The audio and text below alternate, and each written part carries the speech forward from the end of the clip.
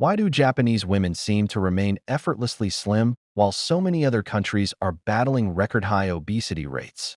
Is it genetics, ancient wisdom, or something hidden in their culture that the rest of the world hasn't quite figured out? Today, we're going to peel back the layers of Japanese lifestyle and diet to reveal the secrets behind their slim figures and extraordinary health. Spoiler: it's not about fad diets or magic pills. It's about deeply ingrained habits that have stood the test of time. Welcome back to Tick World Chronicles, where we explore the cultural habits, health traditions, and fascinating lifestyles of people around the world. If you're new here, make sure to hit subscribe and turn on notifications so you never miss an episode. Now, let's dive into the 8 key reasons Japanese women stay slim, and how these habits can inspire us to rethink our own relationship with food and health. When most of us think of a healthy meal, we might imagine a leafy green salad, a grilled chicken breast, or maybe a fruit smoothie. That's the Western picture of clean eating. But in Japan, the philosophy behind meals goes far deeper. It isn't just about calories or macros. It's about balance, harmony, and seasonality. A traditional Japanese meal is often built around a centuries-old concept called ichiju-sansai, which literally means one soup, 3 dishes. Imagine sitting down to this spread: a steaming bowl of miso soup filled with cubes of tofu and a sprinkle of scallions, a piece of grilled mackerel or salmon brushed with soy sauce and perfectly portioned, a small serving of seasonal vegetables, perhaps spinach dressed with sesame or burdock root simmered in soy and mirin, a tiny dish of pickled daikon radish, providing crunch and a refreshing tang, a modest bowl of fluffy white rice to tie it all together. And for dessert, maybe just a slice of fresh orange or a couple of strawberries. Notice something right away: there's no towering steak smothered in creamy sauce, no greasy fried foods, no supersized portions of dessert. Instead, everything is light, colorful, diverse, and moderate in size. Each dish serves a role: some to nourish, some to cleanse the palate, and some simply to delight. This way of eating does 2 things brilliantly. It satisfies variety. Instead of loading one plate with a mountain of food, you enjoy small bites from multiple dishes. Your brain perceives abundance, while your body avoids overload. It ensures balance. Proteins, vegetables, fermented foods, and carbohydrates are all present, but no single one dominates the table. Now let's talk about seasonality, a principle often forgotten in modern food culture. In Japan, eating isn't static, it flows with nature. In summer, markets are filled with cooling foods: crisp cucumbers, chilled somen noodles, and cold tofu.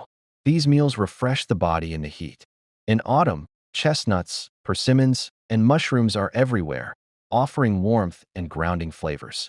In winter, simmered hot pots, root vegetables, and fatty fish provide comfort and extra energy against the cold. In spring, cherry blossoms inspire delicate sweets and light, floral flavors. By following the rhythm of the seasons, Japanese meals don't just nourish the body, they also keep eating exciting and prevent monotony. But here's another key: Japanese cuisine emphasizes enhancement of natural flavors, not drowning them. Vegetables taste like vegetables. Fish tastes like fish. A light soy or miso dressing may be added, but it's never meant to mask the food itself. Compare that with Western habits, where butter, cream, and sauces often dominate the plate. And let's not forget the nutritional backbone. Fish is rich in omega-3 fatty acids, which support heart and brain health. Japan is one of the largest consumers of fish globally, and this has been linked to their low rates of cardiovascular disease. Fermented foods like miso, natto, and pickles provide probiotics that boost gut health and digestion. Vegetables appear in almost every meal, whether steamed, simmered, or pickled, providing fiber, vitamins, and minerals. Even rice, often demonized in low-carb Western diets, plays a healthier role here. It's eaten in small portions, always balanced with fiber-rich vegetables and protein, which helps stabilize blood sugar rather than spike it. And here's the most striking part: the Japanese approach is not about restriction. They don't cut out carbs. They don't vilify fats. They don't obsess over protein counts or weigh their food on a scale. Instead, the goal is simple: variety and moderation. This means Japanese women can eat rice every day, sip soup at every meal, and even indulge in traditional sweets from time to time, yet remain slim. Why? because the meals are nutrient-dense but naturally lower in calories, leaving them satisfied without overeating. It's a mindset shift. Food isn't about punishment or dieting. It's about nourishment, enjoyment, and balance. And that foundation alone explains why Japan consistently ranks among the healthiest, slimmest, and longest-living populations in the world. In Okinawa, where women regularly live to be over 100 years old, there's a philosophy that has shaped their eating habits for centuries: Hara Hachi Bu. It means, eat until you're 80% full. Now, compare that to the Western dining motto of finish your plate or get your money's worth. In many places, the cultural pressure is to eat until you feel stuffed, sometimes even beyond comfort. But in Japan, fullness isn't the goal, satisfaction is. By stopping when you're almost full, you give your body time to process the food. Science tells us it takes about 20 minutes for the stomach to send fullness signals to the brain. That's why eating slowly and stopping early prevents overeating. This practice isn't just about physical health, it's also mental. It encourages mindful eating, paying attention to flavors, textures, and your body's signals. Instead of eating until they can't move, Japanese women are raised with the idea that moderation is wisdom. This small habit has huge effects over a lifetime.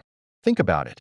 Eating just 150 fewer calories a day, about half a soda, adds up to over 50,000 calories a year.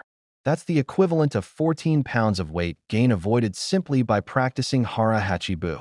Japanese food isn't just tasty, it's beautiful. Meals are carefully presented in multiple small bowls and plates, each designed to showcase colors and textures. There's psychology behind this. Studies show that smaller plates lead to eating less, while larger plates encourage overeating. Japanese dining has naturally incorporated this principle for centuries. For example, a bento box might contain a few sushi rolls, some grilled vegetables, a slice of tamagoyaki, Japanese omelet, a small serving of rice, and a piece of fruit, all neatly separated in compartments. It feels like a feast, but in reality, the portions are modest. Contrast this with Western dining, where massive plates and supersized portions are celebrated. A single restaurant burger with fries and soda can easily exceed 1,200 calories, more than half the recommended daily intake for many women. Meanwhile, a Japanese set meal may come in at half that, yet still feel satisfying because of variety and presentation.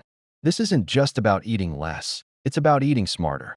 When food looks abundant and diverse, the brain feels satisfied with smaller amounts. That's why Japanese women rarely complain about dieting. Their culture has built portion control into the art of presentation. Now, let's leave the dining table and step into daily life. In Japan, staying slim isn't just about what's eaten, it's about how people live. Unlike car-centric cultures, Japan is built around walking and public transportation. The average Japanese woman walks thousands of steps every day simply by commuting, running errands, and living in walkable neighborhoods. Subway stations have long staircases. Grocery shopping often means walking to a local store and carrying bags home. Kids walk or bike to school. Even city design encourages movement. Compact streets, bike paths, and limited parking mean walking is often faster than driving. This constant low-level activity burns calories steadily throughout the day. It's called non-exercise activity thermogenesis, or NEAT. While going to the gym for an hour burns calories in bursts, NEAT adds up quietly through everyday habits. Japanese women don't necessarily rely on gyms or intense fitness regimens to stay slim. Instead, activity is woven into the fabric of their lives. Compare that to the Western lifestyle of sitting in cars, sitting at desks, and sitting on couches, and the difference becomes clear. Let's turn to what Japanese women drink. Green tea, especially varieties like suncha and matcha, is a daily staple. It's not just a beverage, it's part of the culture. Green tea is rich in antioxidants, especially catechins, which boost metabolism and fat oxidation. One study found that drinking green tea regularly could increase calorie burn by up to 4% in a day.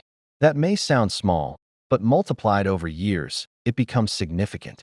Even more important, green tea replaces sugary drinks. In Japan, soda consumption is far lower than in Western countries. Instead of sipping on 300-calorie lattes or giant sodas, women enjoy zero-calorie tea throughout the day. Tea also supports digestion, which is why it's often served at the end of meals. And unlike coffee, which is frequently paired with sugar and cream, green tea is consumed plain. That's hundreds of hidden calories avoided every week. The Japanese tea ceremony even elevates tea into a mindful ritual, reinforcing calmness and self-control, qualities that naturally align with healthier eating. Everyone snacks. The difference lies in what's considered a snack. In many countries, snacks mean candy bars, potato chips, or oversized cookies. In Japan, snacks are often lighter and more natural. A rice cracker, a handful of roasted soybeans, a piece of fruit, or even sweet red bean paste in small cakes. Snacks are often portion-controlled. Convenience stores in Japan sell small packages, enough to satisfy a craving without encouraging mindless overeating. This is very different from family-sized chip bags or king-sized candy bars that encourage excess. Japanese desserts also tend to be less sweet than Western ones. Instead of heavy cakes or creamy puddings, sweets might be flavored with matcha, chestnut, or fruits, delicately sweet rather than sugar-laden. This cultural approach to snacking helps Japanese women enjoy treats without derailing their health. It's not about never having sweets, it's about having them in balance. Culture shapes habits, and in Japan, slimness is often linked with health, discipline, and beauty. There's social encouragement, not necessarily pressure, to maintain a healthy body. For example, the Japanese government even has a metabo law that requires waistline checks for adults to encourage healthier lifestyles. While this may sound strict, it reflects the cultural value placed on prevention rather than treatment. Social harmony, or wa, also plays a role. Eating too much, being visibly overweight, or indulging excessively can be seen as disrupting balance. Moderation and self-control are respected traits. Japanese media, fashion, and even workplace culture reinforce the idea of maintaining health as part of self-respect. While this can create pressure, it also provides motivation to avoid habits that lead to obesity. Unlike Western cultures, where weight is often addressed through diets after gaining it, Japan's mindset is prevention first. This cultural approach keeps obesity rates among the lowest in the developed world. So, are Japanese women slim just because of genetics? Not quite. While genetics may influence body type, lifestyle is the bigger factor.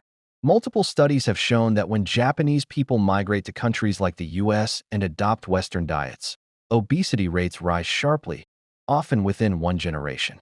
This means that slimness is not hardwired, it's cultural. The way Japanese women eat, move, and live has a far greater impact than DNA.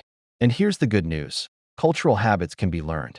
Anyone, anywhere in the world, can adopt some of these Japanese practices, like eating balanced meals, walking more, drinking green tea, and practicing portion control, and see results. So, why are Japanese women so slim? It's not one magic secret. It's a combination of habits. A nourishing traditional diet. The practice of Hara Hachi Bu, beautiful portion control. Daily movement built into life. Green tea instead of sugary drinks. Lighter, more natural snacks. Cultural attitudes that value health. And yes, maybe a little genetics, but far less than we think. The beauty of all this is that it's not about extremes. Japanese women don't crash diet or spend hours at the gym. Instead, they've built health into their everyday culture. And that's what keeps them slim, graceful, and long-living. Now I want to hear from you. Which of these habits do you think you could adopt in your own life? Eating until 80% full? Swapping soda for green tea? Or maybe walking more instead of driving? Drop your thoughts in the comments below. If you enjoyed this breakdown, don't forget to give this video a thumbs up, subscribe for more cultural insights, and share this with a friend who'd love to know the secrets behind Japan's slim and healthy women. Thanks for watching, and until next time, stay curious, stay inspired.